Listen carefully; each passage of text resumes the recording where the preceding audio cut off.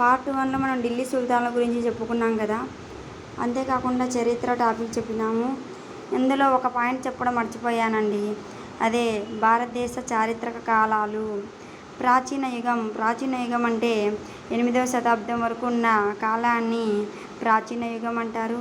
మధ్యయుగం 8వ శతాబ్దం నుండి 18వ శతాబ్దం వరకు ఉన్న కాలాన్ని మధ్యయుగం అంటారు. ఆధునిక యుగం 18వ శతాబ్దం నుండి ప్రస్తుతం వరకు ఉన్న కాలాన్ని ఆధునిక యుగం అంటారండి. మనం ఢిల్లీ సుల్తాన్ యొక్క వంశాలు తెలుపుకున్నాం కదా. ఆ వంశాల గురించి పూర్తి వివరాలు ఈ వీడియోలో తెలుపుతానండి.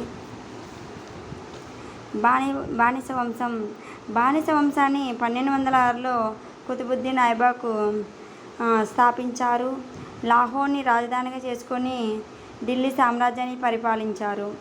కుతుబుద్దీన్ ఐబక్ తర్వాత ఇల్టుట్మిష్ ఢిల్లీని రాజధానిగా చేసుకొని ఢిల్లీ సామ్రాజ్యాన్ని పరిపాలించారు. ఢిల్లీకి తొలి సర్వస్వతంత్ర పాలకుడుగా మరియు అసలైన సామ్రాజ్యానికి స్థాపకుడిగా ఈయనను పిలుస్తారు. ఈయన తర్వాత రజియా సుల్తానా ఢిల్లీ సింహాసనాన్ని అధిష్ఠించింది. ఈమె తర్వాత గయాజుద్దీన్ బాల్బన్ సుల్తాన్ల ప్రతిష్టను పునరుద్ధరించి అధికారం కొనసాగించారు. ఈ బానిస వంశంలో చిట్ట చివరివాడు కైకుబాద్. నెక్స్ట్ ఇల్టుట్మిష్ గురించి తెలిపినా కదా. ఇప్పుడు రజియా సుల్తానా గురించి తెలుపుతానండి. ఈమె ఢిల్లీని పరిపాలించిన ఏకైక మహిళ. ఈమె పరిపాలన వజీర్లు చిహ్గాన్ల నుండి వ్యతిరేకత ఎదుర్కొంది. స్వల్పకాలం పరిపాలనలో ఢిల్లీ స్థాపనలో తనదైన ముద్ర వేయసాగింది. టర్కీ ప్రభువుల నుండి తన సొంత అన్నదమ్ముల నుండి ప్రతిఘటనలను ఎదుర్కోసాగింది. నెక్స్ట్ ఖిల్జీ వంశం జలాలుద్దీన్ ఖిల్జీ. ఈ జలాలుద్దీన్ ఖిల్జీ తన అల్లుడైన అల్లావుద్దీన్ ఖిల్జీ చేత చంపబడ్డాడు. ఈయన అల్లావుద్దీన్ ఖిల్జీ జలాలుద్దీన్ తర్వాత ఢిల్లీ పరిపాలన కొనసాగించారు. అతడు ప్రత్యర్థులను అణిచివేయుటకు మంగోలుల దండయాత్రలను శక్తివంతమైన చర్యలను ఏర్పాటు చేశారు. కుట్రపూరితమైన ప్రభువులను నియంత్రించుటకు సమర్థవంతమైన గూఢచారి వ్యవస్థను ఏర్పాటు చేశారు. అంతేకాకుండా ఉత్తర భారతదేశంపై దండయాత్ర చేసి గుజరాత్, రణతంబోర్, చిత్తోర్, మాల్వా ప్రాంతాలను స్థాపించారు. తన స్వల్పకాలంలోనే చిత్తూరు కోటను నిలుపుకోలేకపోయారు. ఈ అల్లావుద్దీన్ ఖిల్జీ 1316 సంవత్సరంలో మరణించారు. ఆ వెంటనే సిసోడియాలు దాన్ని తిరిగి ఆక్రమించారు. అంటే ఇప్పుడు అల్లావుద్దీన్ ఖిల్జీ ఆక్రమించిన ప్రదేశాలను ఈ సిసోడియాలు ఆక్రమించారు. వీళ్ళు దక్షిణ భారతదేశంపై మాలిక్ కాఫర్ ఆధ్వర్యంలో సైన్యాన్ని ఏర్పాటు చేశారు. మాలిక్ కాఫర్ సైనికులకు తొందరగానే నగదు రూపంలో జీతం ఇవ్వడం జరిగింది. ఈయన మార్కెట్ సంస్కరణలలో వస్తువు ధర్మ క్రమబద్ధీకరణను పద్ధతిని ఏర్పాటు చేశారు. నాణ్యమైన గుర్రాల స్థానంలో సమర్థత లేని గుర్రాలు బదిలీ కాకుండా ముద్ర వేసే పద్ధతిని ఏర్పాటు చేశారు. ఈ ఖిల్జీ వంశంలో చివరి పాలకుడు ఖుస్రూ ఖాన్. తర్వాత మీకు తెలుసా అనే టాపిక్ నుంచి మంగోలుల గురించి ఇచ్చారు. ఈ మంగోలులు సంచార జాతులచే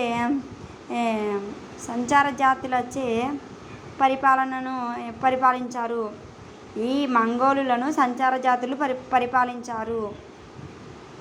చంకీజ్ ఖాన్ 1206లో ఈ మంగోల్ రాజ్యాన్ని ఏర్పాటు చేయడం జరిగింది.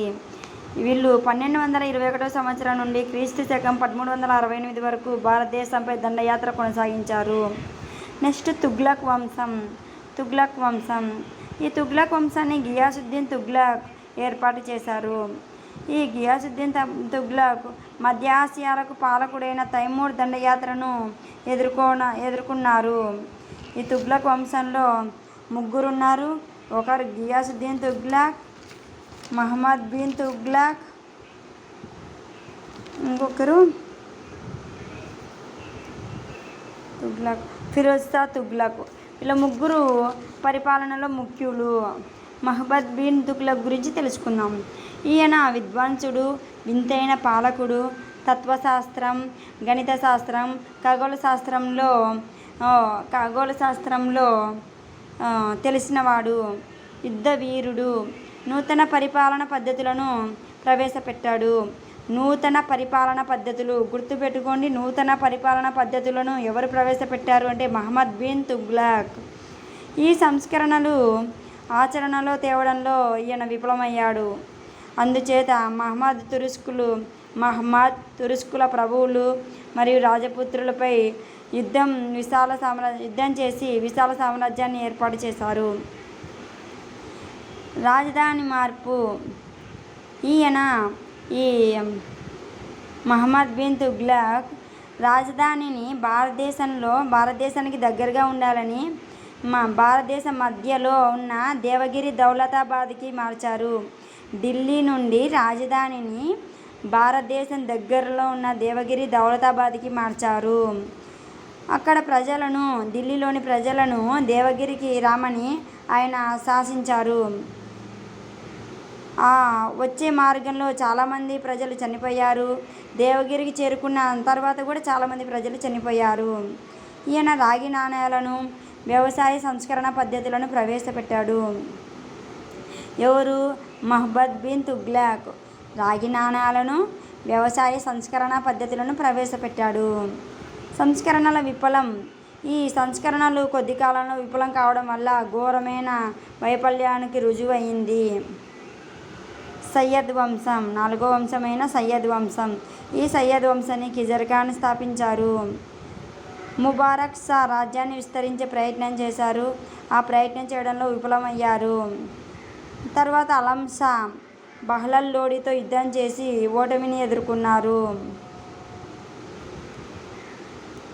లోడి వంశం అంటే సయ్యద్ వంశంలో చివరి పాలకుడు ఎవరు అయింటారు? బహ్లల్ లోడి. యుద్ధం చేసి ఓడిపోయిన అలం షా.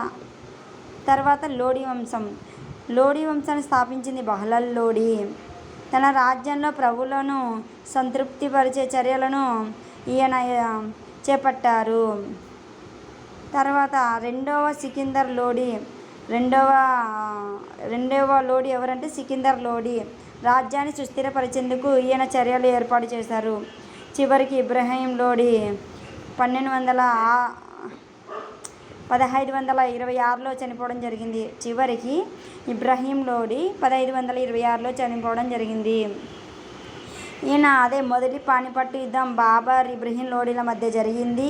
1526లో మొదటి పానిపట్టు యుద్ధంలో బాబర్, ఇబ్రహీంల మధ్య జరిగిన యుద్ధంలో ఇబ్రహీం లోడి ఓడిపోవడం జరిగింది.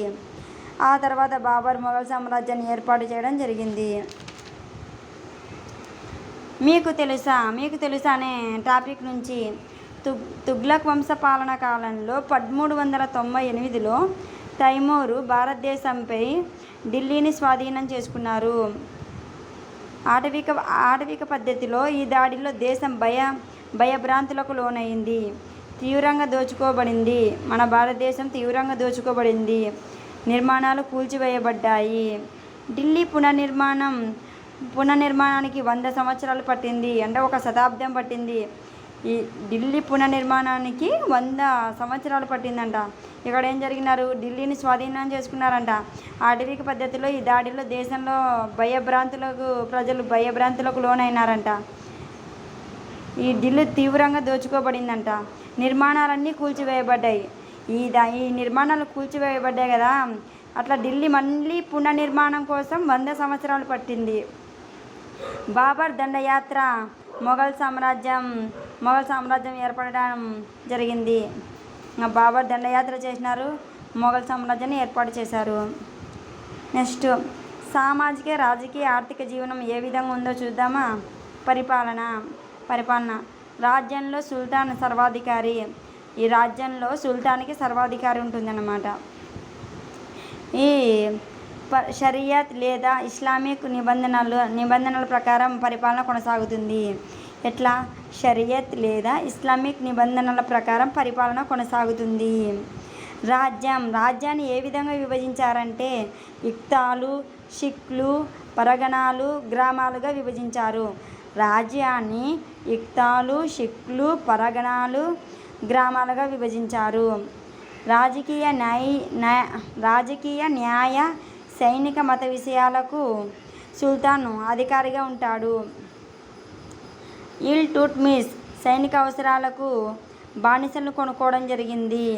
ఈ బానిసలను కొనుక్కోవడాన్ని ఏమంటారంటే బందగాన్ పద్ధతి అంటారు. బానిసలను కనుక్కునే పద్ధతిని బందగాన్ పద్ధతి అంటారు. పర్షియన్ భాషలో బందగాన్ పద్ధతి అంటారు.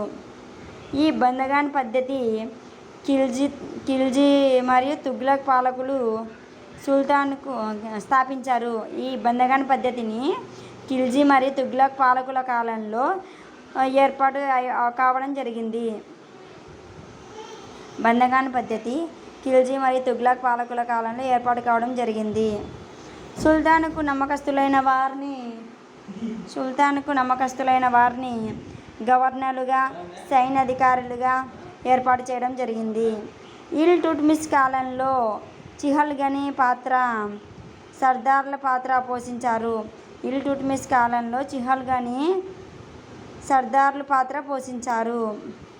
మీకు తెలుసా అనే టాపిక్ నుండి పరిపాలనలో సహకరించడం కోసం టర్కిష్ ప్రభువులతో కూడిన వ్యవస్థ ఏర్పడడం జరిగింది. పరిపాలనలో సహకరించడం కోసం టర్కిష్ ప్రభువులతో కూడిన వ్యవస్థ ఏర్పడడం జరిగింది. ఆ వ్యవస్థ పేరే చిహల్గనీ. చిహల్గనీ అంటే ఏంది?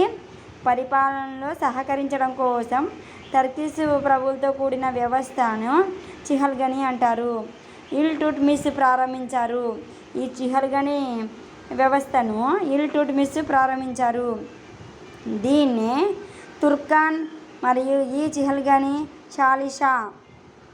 తుర్కాన్ ఈ చిహల్గనీ లేదా చాలిసా అని పిలుస్తారు. చిహల్గనీ వ్యవస్థను తుర్కాన్ ఈ చిహల్గనీ లేదా చాలిసా అని పిలుస్తారు. సుల్తాన్కి వ్యతిరేకంగా ఉన్న ప్రభువుల్ని అణచివేయుటకు ఉపయోగపడుతుంది. ఈ చిహల్గనీ వ్యవస్థ అనేది సుల్తాన్కి వ్యతిరేకంగా ఉన్న ప్రభువులను అణచివేయడానికి ఉపయోగపడుతుంది. నెక్స్ట్ ఇక్తా పద్ధతి. ఇక్తా పద్ధతి అంటే ఢిల్లీ సుల్తాన్లు రాజ్యాన్ని ఇక్తాలుగా విభజించారు. ఇప్పుడు చెప్పాం కదండి, రాజ్యాన్ని ఇక్తాలు, సిక్లు, పరగణాలు అని పిలుస్తారని చెప్పినా కదా. అదే ఢిల్లీ సుల్తాన్లు రాజ్యాన్ని ఇక్తాలుగా విభజించారు. వీరిని ఇక్తాదారులు లేదా ముక్తులు అంటారు. సైనిక అధికారి